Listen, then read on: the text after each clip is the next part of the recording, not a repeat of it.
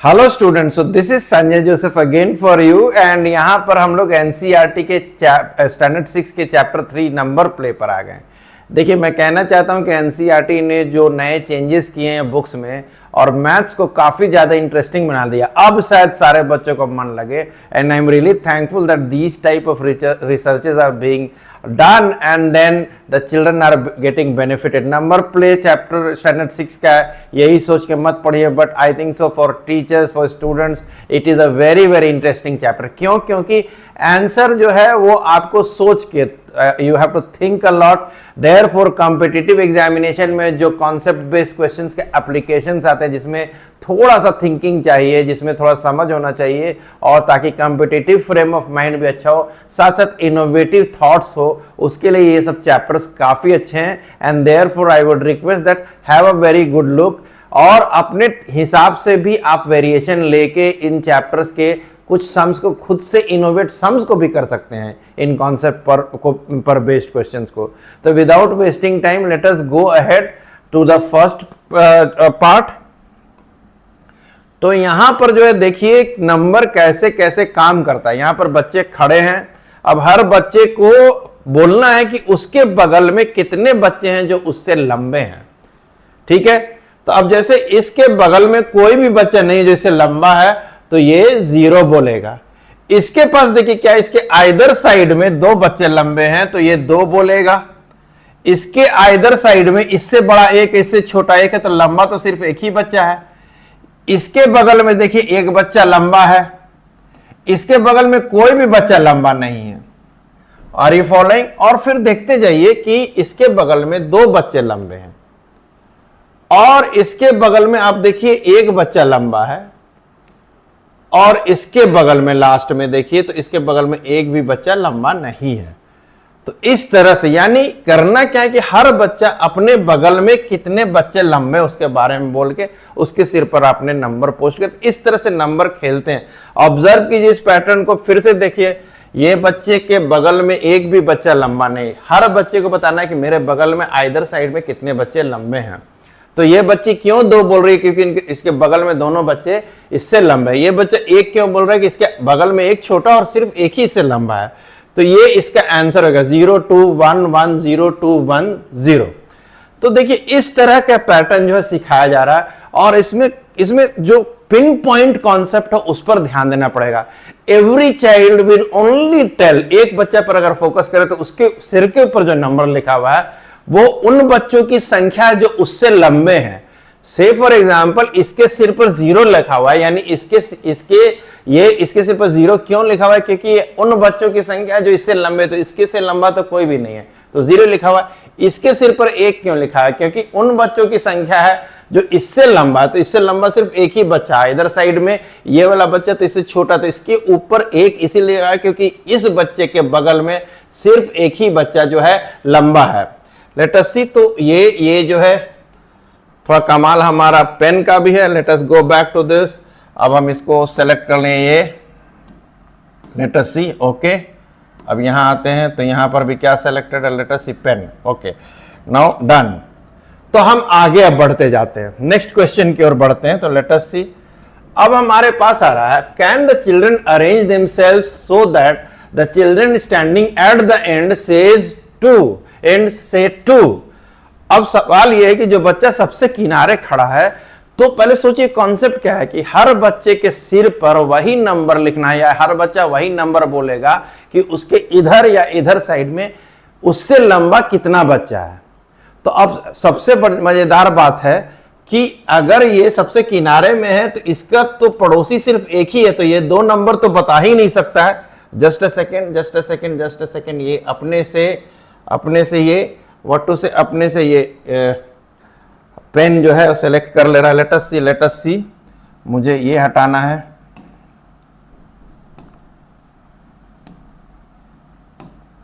Okay, सो अब ये कह रहा है कि can the children rearrange themselves so that the children standing at the end says 2।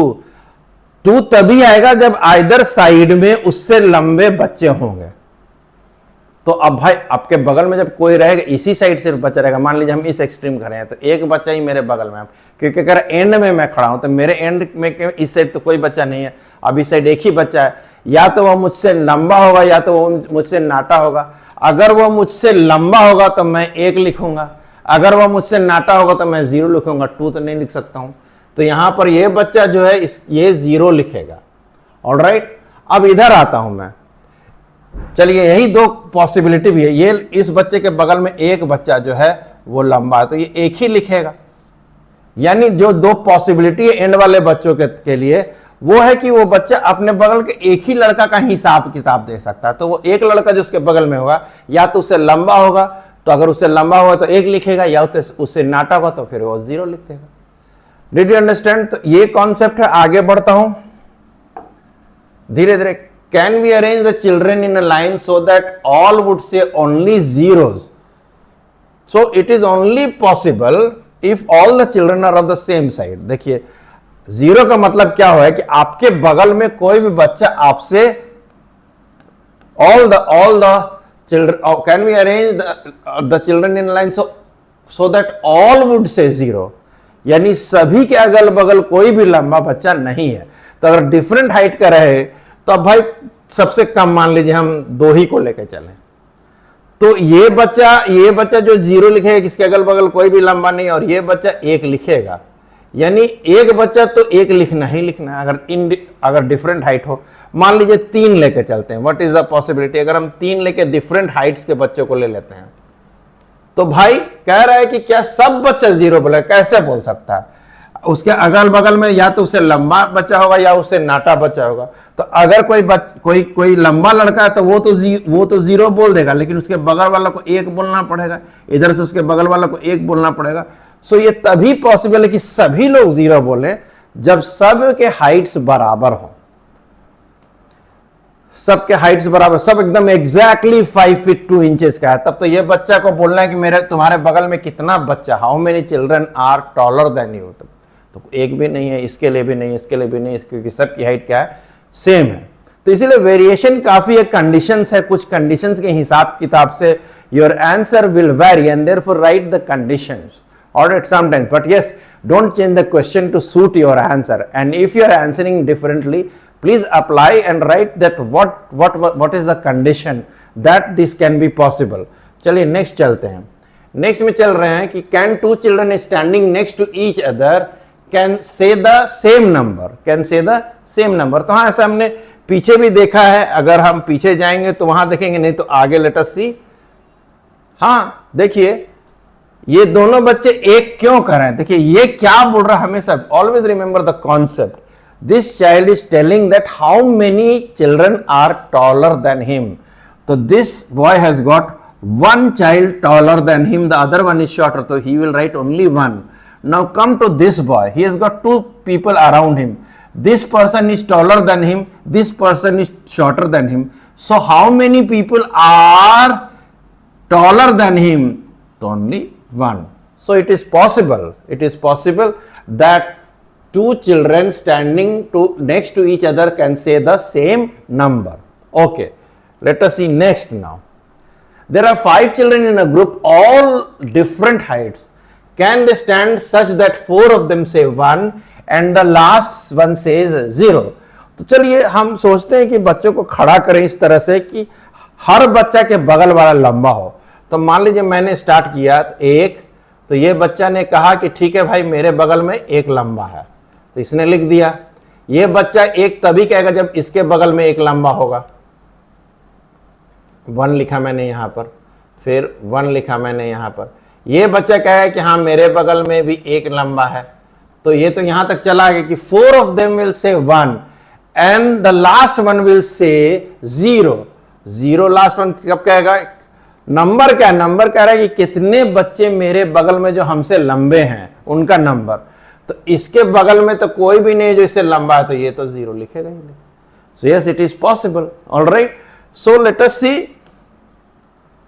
हाँ भाई, ये कहता है कि मेरे बगल में ये लंबी है, ये कहता है कि मेरे बगल में 1 लंबा है, ये कहता है कि मेरे बगल में 1 लंबा है, और ये कहता है कि मेरे बगल में 1 भी लंबा नहीं। तो it is possible.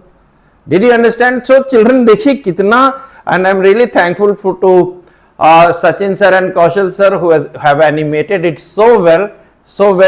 So you have understood this, and we've all discussed these concepts, making it easy for NCERT people who are teaching and students also. So teachers also have a very important thing in your mind, that always tell exactly what is the concept behind any of these type of visuals.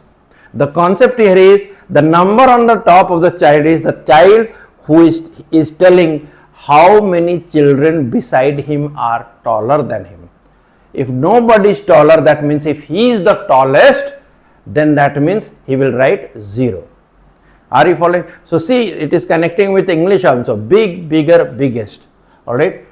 So if sometimes they say big, bigger, biggest.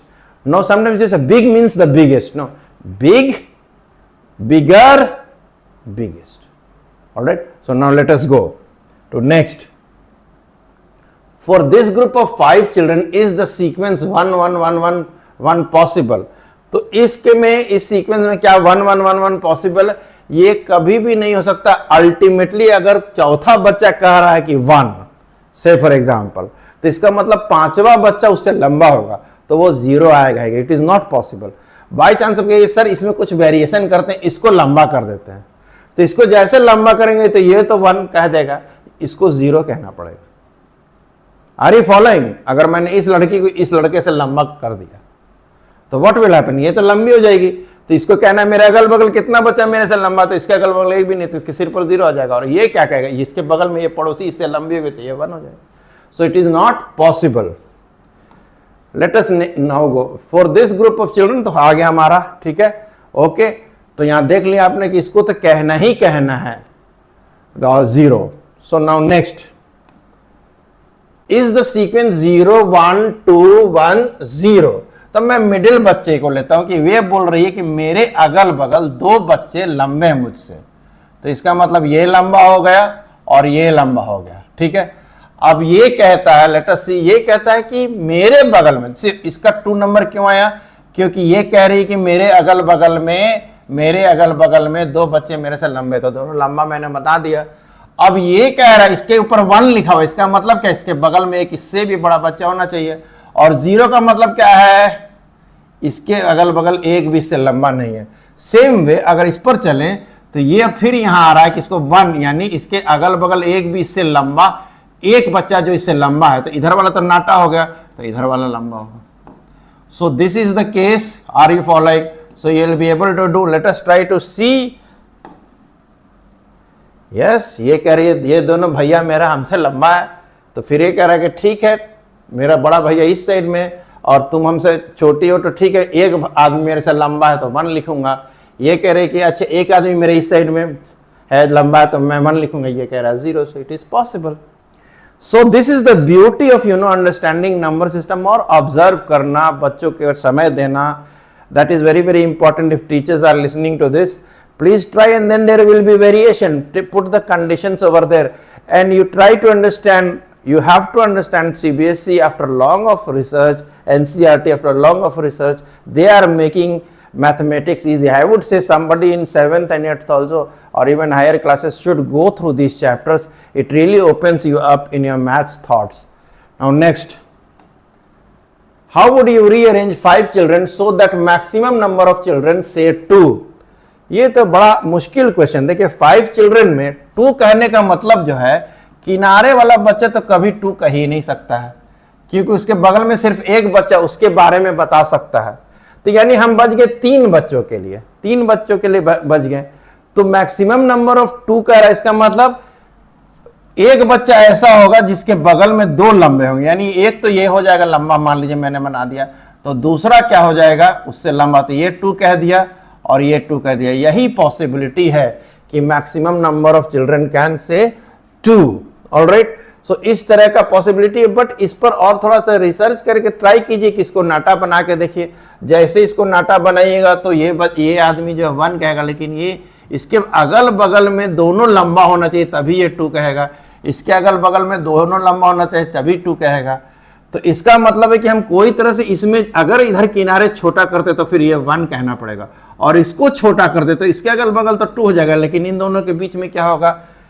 The number will change. Therefore let us see. तो इस variations को भी एक बार try कीजिए खुद से कि देखिए ये बच्चा कह रहा है कि मेरे अगल बगल में 2 जन लंबा है, ये बच्चा कह रहा है कि मेरे अगल बगल में 2 जन लंबा है।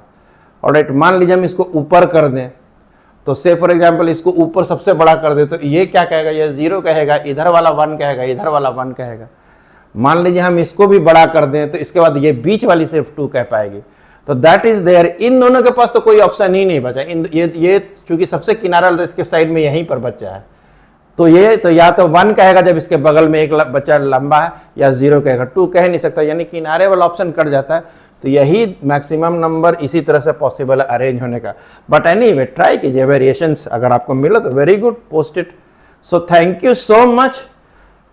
I hope you have understood this, and people looking at it have understood. If there are variations, do drop your comment, and also subscribe this channel, because we are coming with more NCERT mathematics for very sure, which will help you out. Thank you so much.